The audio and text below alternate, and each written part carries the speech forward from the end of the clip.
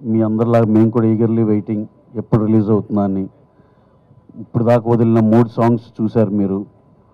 Wear ever you go, one more time and అది the surprise. 3 సాంగ్స్కి చాలా మంచి response వచ్చింది. అలాగే టీజర్కి, దాంట్లో ఉన్న ఎంటర్టైన్మెంట్, యాక్షన్, ఎవ్రీథింగ్, ప్రతి ఎలిమెంట్కి చాలా మంచి రెస్పాన్స్ వచ్చింది. అలాగే ట్రైలర్ కట్ కూడా జరుగుతుంది, ఎక్స్ట్రాడినరీగా ఉంది. ఈ సినిమాలో entertainment, action, songs, photography, what not అన్ని ప్రతి ఎలిమెంట్, ప్రతి డిపార్ట్మెంట్ ఎక్స్ట్రాడినరీ వర్క్ చేశారు. ఈ సినిమాకి మాకైతే చూసి ఉన్న ఈ ఫార్మాట్లో, ఈ ఈ ఈ స్కేల్లో ఇంతకన్నా బెస్ట్ కమర్షియల్ సినిమా రాదేమో అనిపించింది. చాలా బాగుంది సినిమా. అలాగే Venky Kudumula he's very famous for that. అతను ఏ సైజులో అయినా మంచి commercial cinema, well packed cinema ఇస్తాడు, దాంట్లో ఎప్పుడు మిస్ అవ్వడు. ఈ సినిమా కూడా అలాగే చేశాడు. హిలేరియస్ ఎంటర్టైన్మెంట్ ఉంది, మంచి యాక్షన్ ఉంది, మంచి సాంగ్స్ ఉన్నాయి, అంతా ఫోటోగ్రఫీ కానీ ఇది కానీ మంచి విజువల్స్ ఉన్నాయి.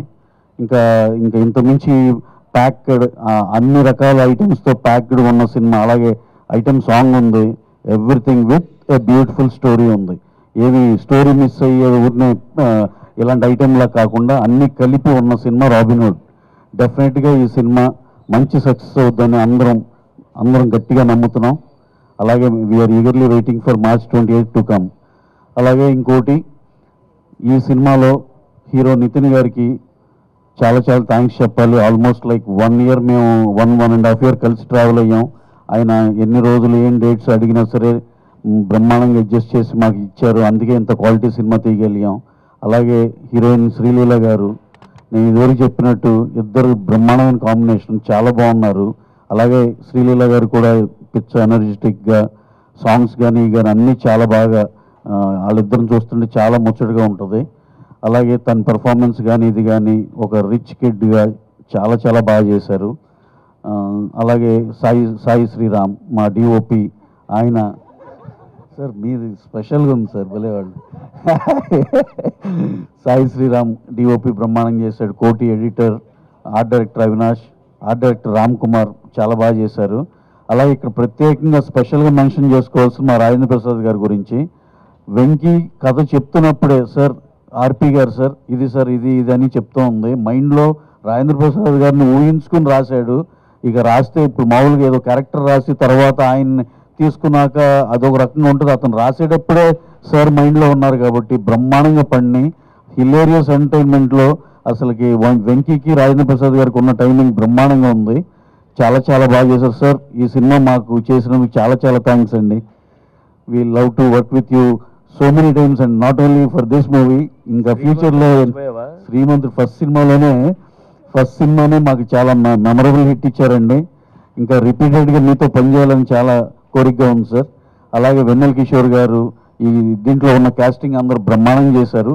వాళ్ళందరూ you'll just on March 20th will be witnessing the comedy of Vennela Kishore గారు. అందరూ ఇవన్నీ మీకు ఇంకా ఉన్న మిగతా ఆర్టిస్టులు కానీ, హీరో గారు కానీ అందరూ కూడా ఎంటర్టైన్మెంట్ ఎరగదీస్తారు. ఇవన్నీ మీరు March 20th విట్నెస్ చేస్తారు. Hope you will all love the film after watching the film on 28th. అలాగే మా డైరెక్టర్ వెంకీ కుడుమల, ఆయన గురించి ఒక స్పెషల్ మెన్షన్గా చెప్పాలండి. ఆయన చలో కానీ భీష్మ కానీ ఎంత పెద్ద సక్సెస్ అందరికీ తెలుసు.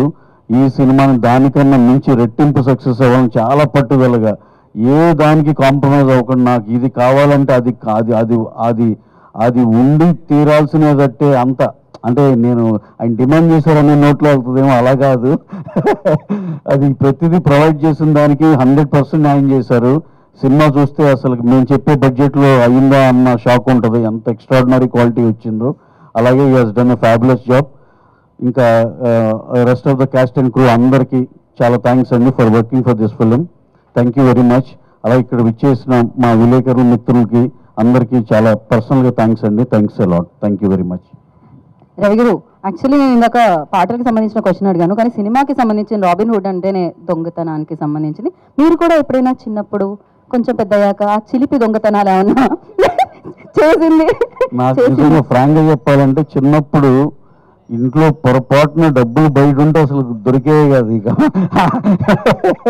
మొత్తం ఇప్పటికి నేను ఫీల్ అయ్యేది ఏంటంటే, మా అబ్బాయి బయటికి వెళ్తే ఒక 1000 రూపీస్ తీసుకెళ్తే ఓ 300 ఖర్చు 700 అక్కడ పెడతాడు. అరే ఈ వయసులో నువ్వు మళ్ళీ రిటర్న్ చేస్తుంటే ఇంకేం బాగుపడతారా అనిపిస్తుంది. రిటర్న్ చేస్తే అనిపిస్తుంది. సార్ అప్పటి నుంచి డబ్బు అంటే ప్రొడ్యూసర్ సార్, మీరు అప్పుడే డబ్బులు పట్టుకున్నారు సార్.